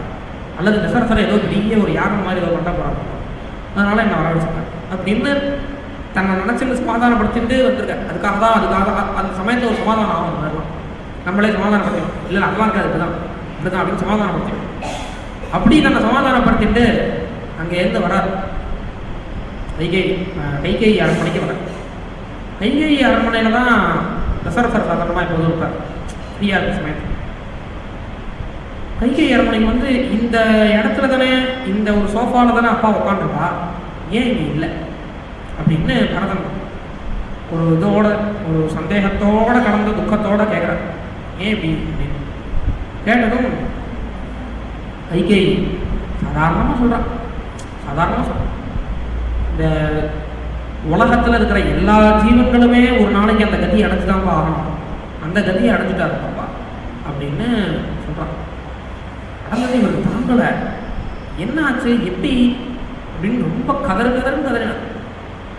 கதறி என்ன ஆச்சு அப்படின்னு கேட்டதும், சரி இனிமேல் ராமர் தான் கதி, ராமர் எங்க என்ன ஆச்சு அப்படின்னதும், ராமர் காட்டுக்கு போயிட்டார். தசரதரே போகும்போது என்ன ஏதாவது சொல்லிட்டு போனாரா? அப்புறம் அடுத்த கேள்வி, தசரதர் போகும்போது ஏதாவது எனக்காக என்ன நினைச்சு ஏதாவது சொல்லிட்டு போனாரா அப்படின்னு. இல்லை, ராமா லக்ஷ்மணா சீதையன்னு கதறிட்டு போனார் அப்படின்னு சொல்லி. அது இப்படி ஏன் ராமராசி லக்ஷ்மணான்னு ஏன் கதறணும், என்ன ஆச்சு? ராமர் காட்டுக்கு போயிட்டார். ஏன் காட்டுக்கு போனார்? ராமர் இருக்கிற குணத்துக்கு நாடு கடத்துறதுக்கு அந்த காலத்தில் ஒரு பழக்கம். தப்பு பண்ண நாடு கடத்துறோம், நாடு கடத்துகிற அளவுக்கு தப்பு பண்ணுறவர் கிடையாது ராமர். எப்படி அந்த என்ன ஆச்சு அப்படின்னு கேட்டதும், நான் தான் இது மாதிரி வர வாங்கினேன் அப்படின்னு சொன்னதும் பரதனுக்கு தலையில் அடிச்சுட்டார். இது என் பேர் வேற அங்கே வருது பார்த்தியா, நான் ஏதோ ராஜ்யத்துக்காக நான் ஏதோ பண்ணுறேன், நான் ஏதோ சதி பண்ணுறேன், ஊரில் உட்காந்துட்டு உன்னை தூண்டி விடுறேன் அப்படிங்கிற மாதிரி ஆயிடுச்சு பார்த்தியா. என்ன இது, ராமரங்கிறவர் எனக்கு குரு. ராமர் நீங்கள் ராமாயணத்தில் கவனிச்சு பார்த்தீங்கன்னா திரும்பி பரதன் ராமரை பற்றி சொல்லும்போது குரு. ஏன்னா ராமருக்கு பரதனுக்கு உபதேசம் பண்ணது, படிப்பு சொல்லி கொடுத்தது, பரதனுக்கு எல்லாமே பண்ணதெல்லாம் ராமர் தானா. இப்படிப்பட்ட குரு எனக்கு அவர். அந்த குரு அவரை போய் எனக்காக எனக்கு ராஜ்யம் வேணுங்கிறதுனால அண்ணாங்கிறது முதல் விஷயம். அது தவிர குரு, என்னுடைய குரு, அவரை என்னை பிரித்து என்ன காரணம் சொல்லி எனக்கு ராஜ்யம் வேணும்னு ஒரு காரணத்தை சொல்லி அவரை இது மாதிரி அனுப்பிட்டீங்க அப்படின்னு ரொம்ப வருத்தப்பட்டு ரொம்ப கதறி ரொம்ப திட்டினார். கைகேயி எங்கேயாவது போய் செத்து போயிடுது, எங்கேயாவது தூக்கில் தொங்கு, இல்லை எங்கேயாவது காட்டு போயிடு அப்படின்னு கைகேயை திட்டி கௌசல்யா அம்மா கிட்ட தான் போனேன் அப்படின்னு சொல்லி கௌசல்யா அம்மா கிட்ட வர. கௌசல்யா ரொம்ப வருத்தத்தில் இருக்கா. பரதனை பற்றி பெரிய கௌசல்யை இருந்தாலும் ரொம்ப வருத்தத்தில் இருக்கிறதுனால சொல்கிறான், என்னை இதுக்கப்புறம் என்னால் இருக்க முடியாது பாய்ங்க, என் பையனை துரத்திட்டா, காட்டுக்கு துரத்திட்டா, நீ இங்கே வந்து உன்னுடைய ராஜ்யத்தை ஆண்டுன்னு முக்கியமாக இருக்குது, என்ன வந்து கொஞ்சம் அனுப்புடு எங்கள் ஊருக்கு. நான் அதாவது ராமர்கிட்ட ராமர் எங்கே இருக்காரோ அதுதான், அதனால் ராமர்கிட்ட அனுப்பிடு அப்படின்னு கௌசல்யா சொல்கிறான். பரதன் ரொம்ப ஏற்கனவே வெதுக்கி போயிருக்கார். இவர் சொன்னதும் ரொம்ப தாங்கலை, சமர்ப்பம் பண்ணினார். இது மாதிரிலாம் தப்பு பண்ணியிருந்தாதான் ராமரை காட்டுக்கு அனுப்பணுங்கிற புத்தி, இது மாதிரிலாம் தப்பு பண்ண வாழ்க்கை தான் அவர் இன்னும் பல தப்புகள். அந்த தப்புகள் பொதுவாக நம்ம கவனிச்சோம்னா எதெல்லாம் வந்து மனுஷாளுக்கு ஹிம்சகமாக இருக்குமோ அந்த தப்பு தான் அங்கே ஜாஸ்தி இருக்குது. ஏதோ 2-3 தப்பு தான் வேறு விஷயமா இருக்கு. எதெல்லாம் ஹிம்சகமாக இருக்கோ அந்த தப்பு, இந்த தப்பெல்லாம் நான் பண்ணியிருந்தா என்னை வந்து காட்டுறேன், ராமர் காட்டுக்கு நான் அனுப்பியிருப்பேன், இந்த தப்புக்கான பலன்லாம் எனக்கு வரணும், ராமரை வாஸ்தவமாக நான் காட்டுக்கு அனுப்பியிருந்தா இந்த பெரிய பெரிய தோஷங்கள்லாம் சொல்லி இந்த தோஷத்துக்கு என்ன பார்ப்போமோ அந்த பாப்பமே எனக்கு பார்க்கணும் அப்படின்னு சொல்லி சபதம் பண்ணதும் கௌசல்யக்கு தாங்கல. கௌசல்யா பரதனை கட்டிட்டு அழுதா, சமாதானப்படுத்தினான். பரதனுக்கு தாங்கவே இல்லை, திரும்பி அழுதான். எங்கேயோ ஓடுறான், ரொம்ப குழந்தையா ஆயிட்டான் பரதன் சுத்தம் 2 பேரும் குழந்தையாயிட்டான். அப்படியே திடீர்னு மூர்ச்சையாகி விடுறா, திடீர்னு ஓடுறா, திடீர்னு அப்பா அப்படின்னு கத்துறா, திடீர்னு ராமான்னு கத்துறா, அண்ணான்னு கத்துறா, அப்படி மாதிரி பைத்தியமாக எடுத்து. அடுத்த நாள் தசரதரை வந்து ஒரு எண்ணெய் கொப்பரையில் போட்டு வச்சிருக்கேன். இந்த காலத்தில் அது உண்டு.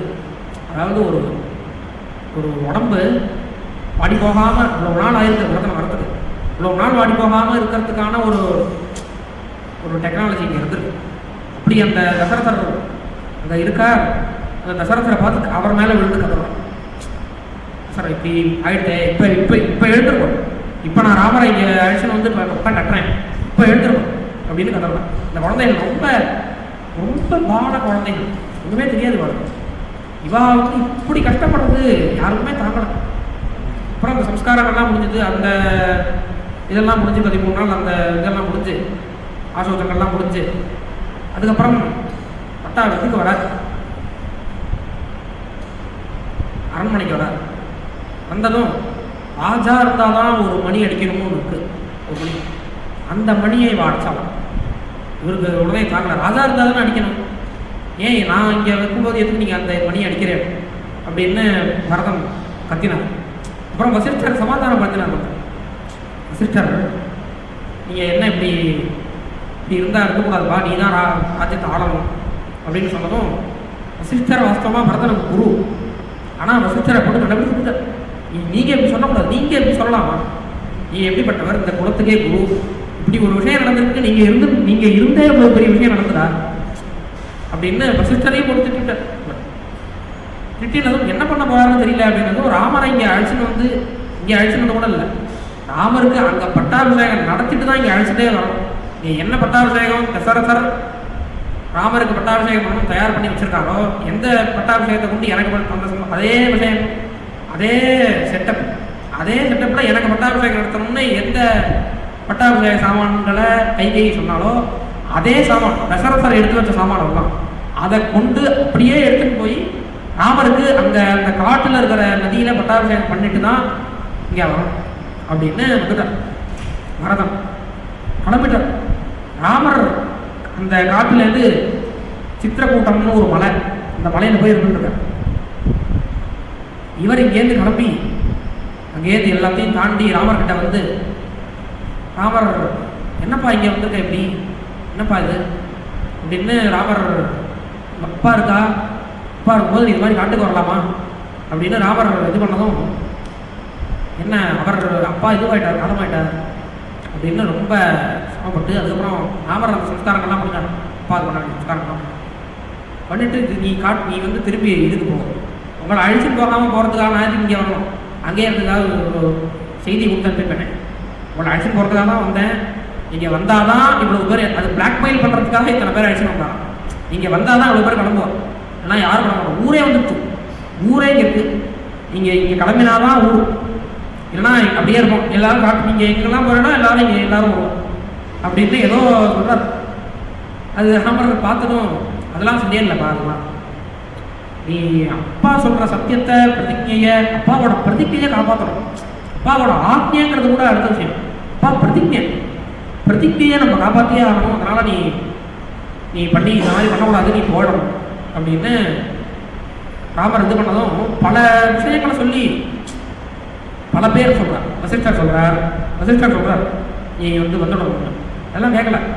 ஜாபாலின்னு ஒருத்தன், அவர் என்ன பண்ணார், நாஸ்திகத்தனமாக பேசி என்ன சத்தியம் என்ன வென்றது என்ன இப்போ என்ன கண்ணு நேரம் தெரியல சத்தியம் இல்லை என்னாச்சு, நீ ஊருக்கு வந்துட்ட என்னாச்சு, ஒன்றும் ஆகலை, நீ தேவையில்லாமல் எல்லாம் சொர்க்கம் என்ன சொர்க்கத்தை யாரெல்லாம் பார்த்தாங்க சொர்க்கத்தை போய் இது என்ன ஒரு இது அப்படின்னு சொல்லி நாஸ்திகத்தனமாக பேசி பண்ணதும் ராமருக்கு ரொம்ப கடுப்பாயிடுச்சு.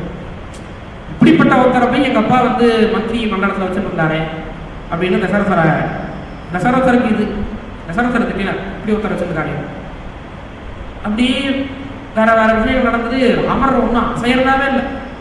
அப்பாவோட பிரதிஜை, அந்த பிரதிஜைக்காக என்ன நடந்தாலும் இங்கே தான் இருப்பேன், என்ன வேணா நடக்கும் அப்படின்றதும் ஒன்றுமே பண்ண முடியல பரதன். சரி உங்கள் பாதுகையை கொடுக்கும் அப்படின்னு சொல்லி ராமனுடைய அந்த பாதுகையை எடுத்துட்டு அந்த பாதுகையை கொண்டு நந்திகிராமம்னு ஒரு இடம், நந்திகிராமத்தில் கொண்டு வச்சு அந்த பாதுகைக்கு ஆராதனை பண்ணிட்டு ராமனுடைய பாதுகாராதனங்கிறது அவ்வளோ நாளாக இருக்கு. பாதுகைக்கு பூஜை பண்ணிட்டு என்ன நடந்தாலும் அந்த பாதுகை கிட்ட போய் சொல்லிட்டு ராமருக்கு ஜடாபாரமோ மரபுரியோ எல்லாமே கைகேயி வாங்கின சத்தியத்தில் இருக்கு. லக்ஷ்மணருக்கே இல்லை, லக்ஷ்மணருக்கே அந்த இதெல்லாம் கிடையாது. ஆனால் லக்ஷ்மணராவது அட்லீஸ்ட் இங்கே இருக்கார், காட்டில் இருக்கார், ராமரோட இருக்கார், ராமர் எப்படி இருக்காரோ அது மாதிரி இருக்கணுங்கிறது நியாயம், நம்ம மட்டும் அனுபவிக்கக்கூடாது அவர் நேராகவே அப்படிங்கிறது. லக்ஷ்மணர் இருக்க, இவர் எங்கேயோ இருக்கார், எங்கேயோ வந்துட்டார். இவர் இப்போ பரதன் இங்கே வந்துட்டார். இப்போ பரதன் நாட்டை ஆண்டா யார் ஏதாவது தப்பா உட்காந்து ஒரு சிம்மாசனத்தில் உட்காந்து ஆண்டா என்ன எந்த தப்பும் இல்லை. ஏன்னா ராமருக்கு இவ்வளோ அவரால் என்ன முடியுமோ அவரோட பெஸ்ட்டை அவர் பண்ணிட்டார். ஆயிடுச்சு, ஒன்றுமே பண்ணல. இனிமேல் ராஜ்யத்தை ஆள வேண்டியது ஆளெலாம் யாருமே தப்பு சொல்ல போகிறதில்ல அவர். ஆனால் இங்கே தான் அவரோட இது தெரியுது, இந்த ஒரு பக்தி, முக்கியமாக ராமர்கிட்ட இருக்கிற பக்தியினால வந்த வைராக்கியம், ராமர்கிட்ட இருக்கிற பக்தி அந்த விரகத்தினால வந்த வைராக்கியம். ராமர் கதறுவர், என்னவும் கதறுவர், என்ன இப்படி இப்படின்னு கதறுவர். எனக்காக அனுபவிக்கிற மாதிரி ஆயிடுச்சேன். கதறிட்டு ஜட்டாபாரத்தை தெரிச்சுட்டு மரபுரியை கட்டிட்டு ஒவ்வொரு விஷயத்தையும் பாதுகிட்ட சொல்லிட்டு ராஜ்யத்தை ஆண்டார். எல்லா விஷயத்தையும் பண்ணினார். தசரதர் காலத்தில் எவ்வளவு இருந்ததோ அதை விட 14 மடங்கு சொத்து ஜாஸ்தியாக போயிட்டோம். 14 வருஷத்துல 14 மடங்கு ஜாஸ்தியாக போயிடுச்சு. அப்படி ராஜ்யத்தை ஆண்டார். இங்கே ராமர் மேலே தண்டகாரண்யத்துக்கு இங்கே சித்திரக்கூட்டத்தில் இருந்தால் ஒரு சிரமம். இங்கே தானே பரதம் உட்காந்துன்னா, இங்கே தானே பரதம் இருந்தான் அப்படின்னு ஒரு ஞாபகம் வந்துட்டே இருக்கு, திரும்பி ஞாபகம் வரும். அதனால் இங்கேருந்து கிளம்பி போயிடணும் அப்படின்னு பரதன் திரும்பி அங்கே போயுமே அவர் மறக்கலை. இங்கேருந்து தண்டகாரண்யத்துக்கு போயுமே பரதனை மறக்கவே இல்லை. திரும்பி பரதன் தாமேவ இக்ஷ்வாகுநாதஸ்ய பரதஸ்ய கதாம் குரு, திரும்பி பரதன் கதையை சொல்லுமா, பரதன் எப்படிப்பட்டவன் சொல்லுவோம் அப்படின்னு. இவர் பரதன் அப்படிதான் இருக்கார். காத்தால 3 மணிக்கு இவர் இருக்கிறது தட்சிண தேசத்தில், ராமர் இருக்கிறது தட்சிண தேசத்தில், பரதன் இருக்கிறது இதில் உத்தரப்பிரதேசில் அயோத்தியில் காத்தால 3 மணிக்கு எப்படி இருக்கும் உத்தரப்பிரதேசில், இங்கே எப்படி இருக்கும் காத்தால 3 மணிக்கு. அங்கே இருக்கிற குளிருக்கு இங்கே பாதி கூட இருக்காது. ஆனால் காத்தால 3 மணிக்கு போயிடுவாங்க. சரையும் மகாகத்தை காத்தால வேலையில் 3 மணிக்கு ஸ்நானம் பண்ணி உடம்பை இவ்வளவு தண்டிக்க முடியுமோ அவ்வளோ தண்டிக்கிறது. ஏன்னா உடம்பை தண்டிக்கிறதும் அப்படிங்கிறது ஏன்னா அப்படி உடம்புல தண்டிச்சாதான் உடம்பு பிரண்ணியே இருக்கும். உடம்பை எவ்வளோக்கு எவ்வளோ கஷ்டப்படுத்திக்கிறோமோ அவ்வளோக்கு தான் அவருக்கு பிரண்ணியே இருக்கும். இல்லைன்னா அந்த கிரகத்தில் அப்படியே முழுங்கி அப்படியே விழுந்துருவார், மூச்சையாக விழுந்து சமாதிக்கு போயிடுவார், இப்படி ஆயிடுவார். அதனால எவ்வளோக்கு எவ்வளோ உடம்பை தண்டிச்சுக்கிறோமோ இதை சொல்லுவார். கோபியெல்லாம் காத்தால 3 மணிக்கு ஸ்நானம் பண்ணுறதுக்கு காரணம் என்னன்னா இந்த உடம்புல இருக்கிற மனசுல இருக்கிற அந்த சூடு, இந்த கிருஷ்ண கிரகங்கிற சூடு, அந்த சூட்டை இறக்கி வைக்கிறதுக்காக அவங்க குளிப்பாங்க. அதனால அது ஜில்லுப்பாவே இருக்காது காத்தால. இந்த பரதம் அப்படிதான். காத்தால ஏன் குளிக்கிறார், ஏன் இதை மாதிரி கஷ்டப்படுத்திக்கிறாருன்னா உடம்ப கஷ்டப்படுத்திட்டாதான் உடம்புல பிரச்சனை இருக்கும்.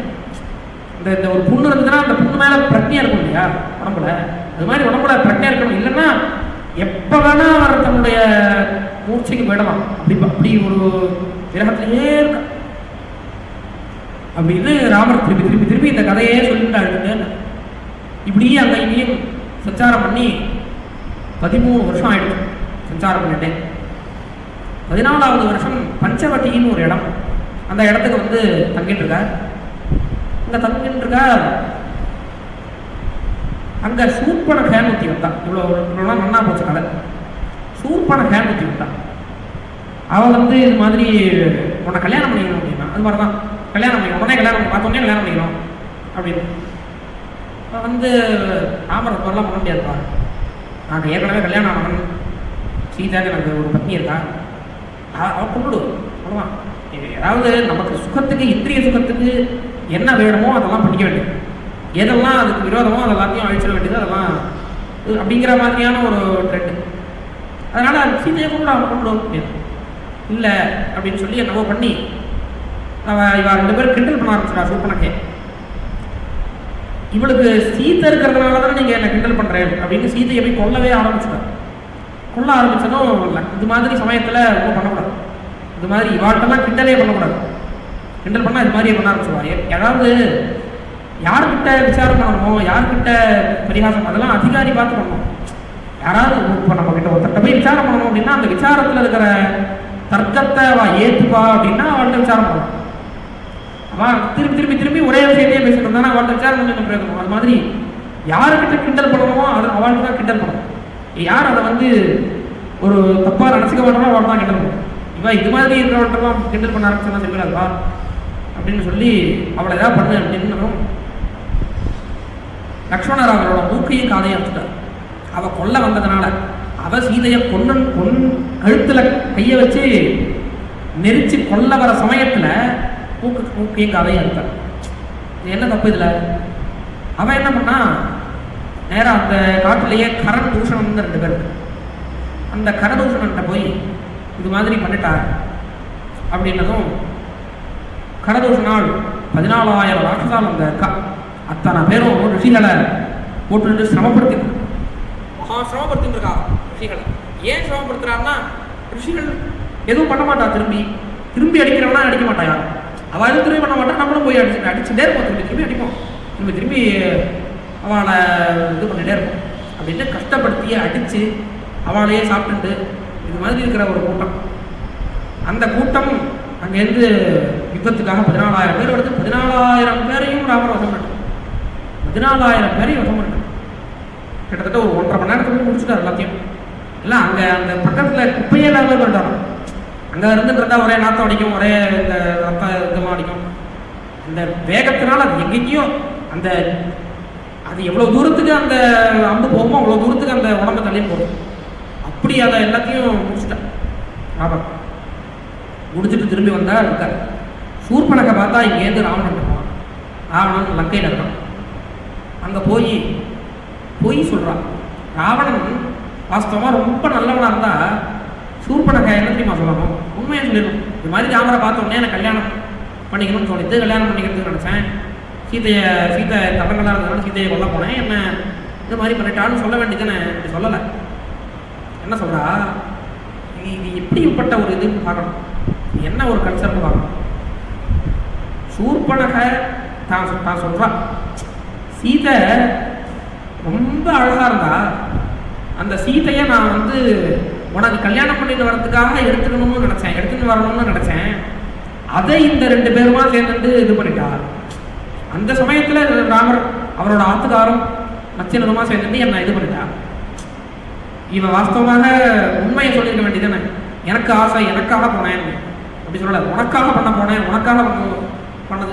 இந்த விஷயமும் சரியா? அடுத்த விஷயம் இந்த விஷயம் சரியா?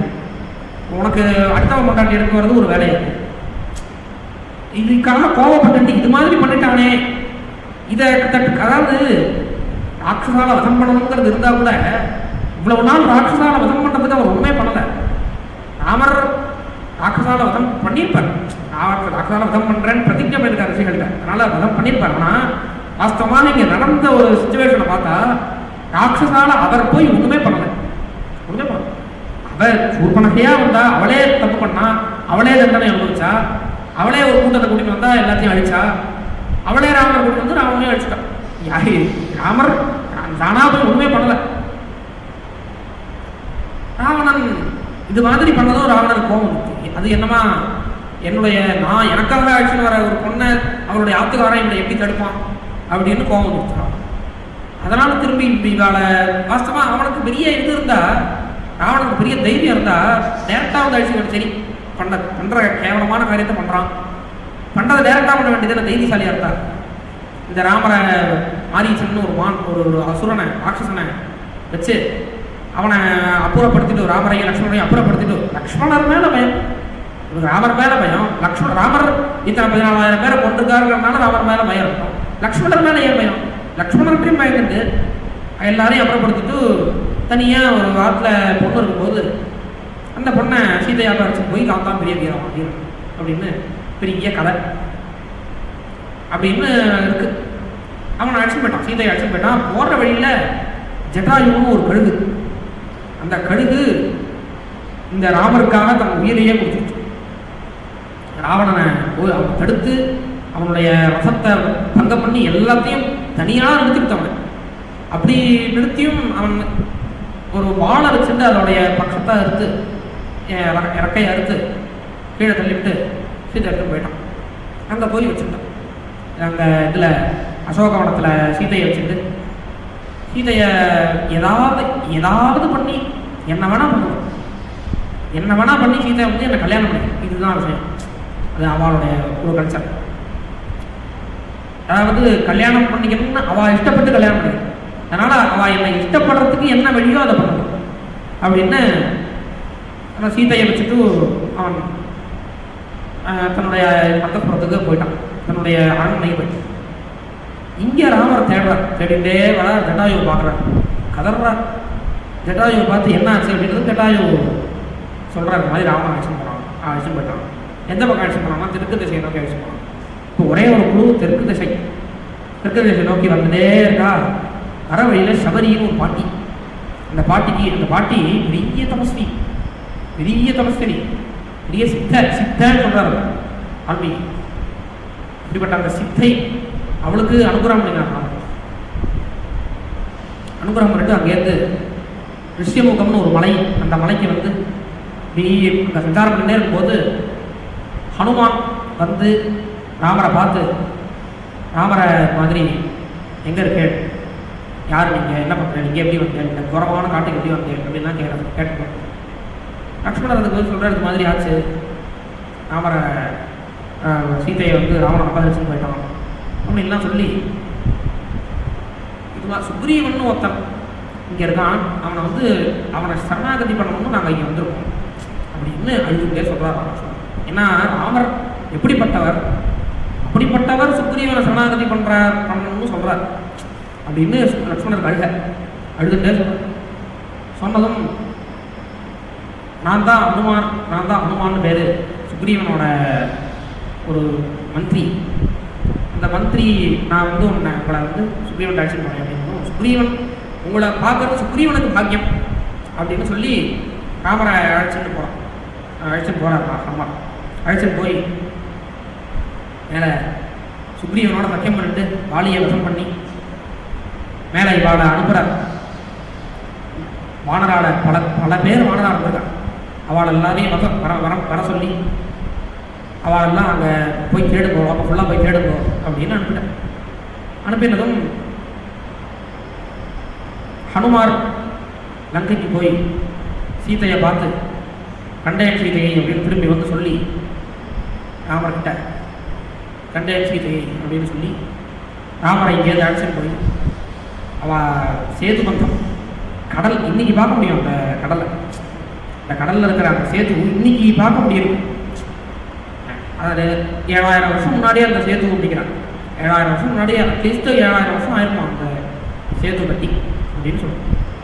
அந்த சேதுவை கடலில் கட்டி அந்த சேது மூலமாக லங்கைக்கு போய் லங்கையில் பெரிய யுத்தம்.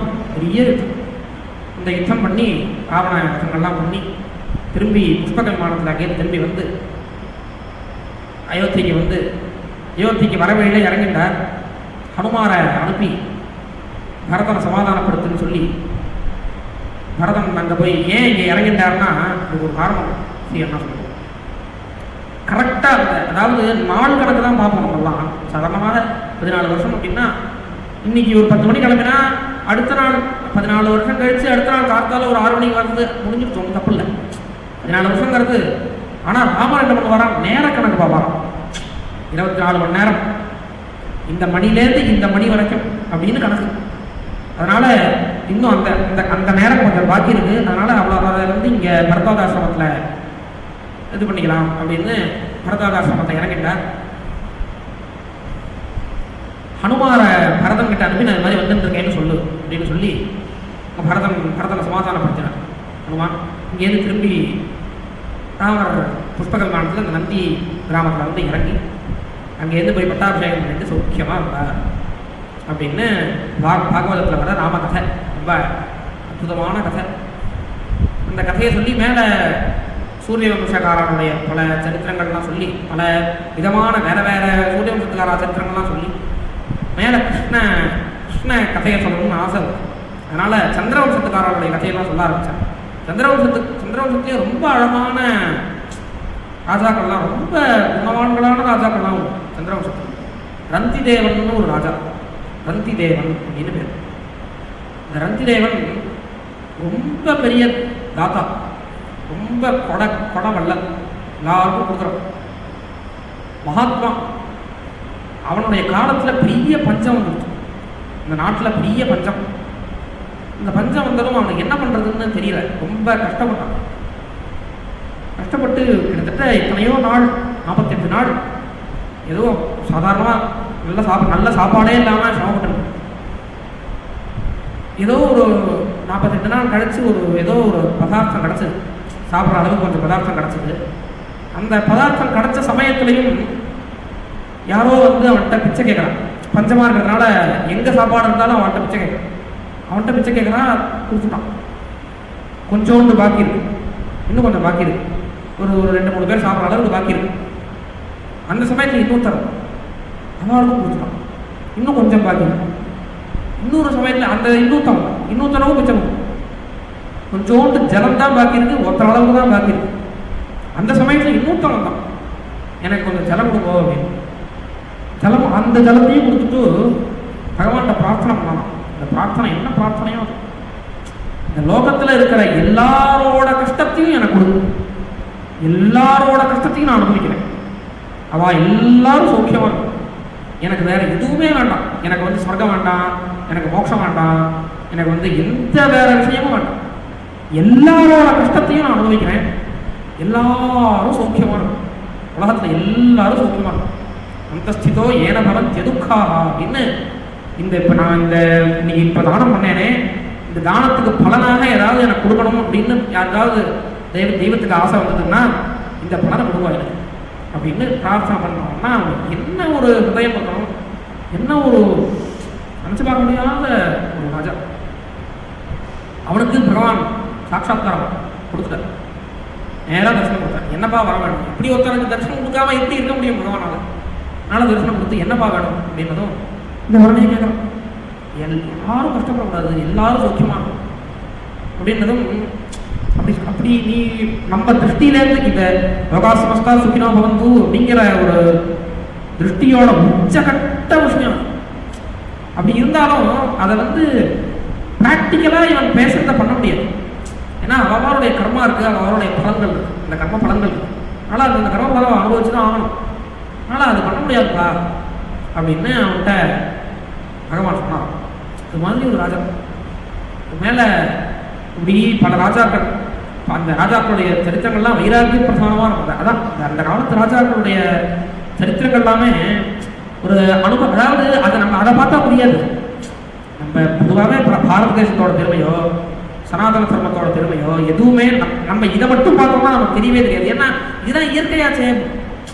யோகாசமஸ்தா சுக்னோ பவந்து அப்படிங்கிறது இயற்கை, சாதாரண விஷயம். இப்போ இந்த ஸ்திரீகளுக்கு இவ்வளவு சம அந்தஸ்து இருக்குது அப்படிங்கிறது சாதாரண விஷயம் தானே. நம்மளோட திருஷ்டியில சாதாரணமாக தான் இருக்கும், ஏன்னா நமக்கு இதுதான் தெரியும்.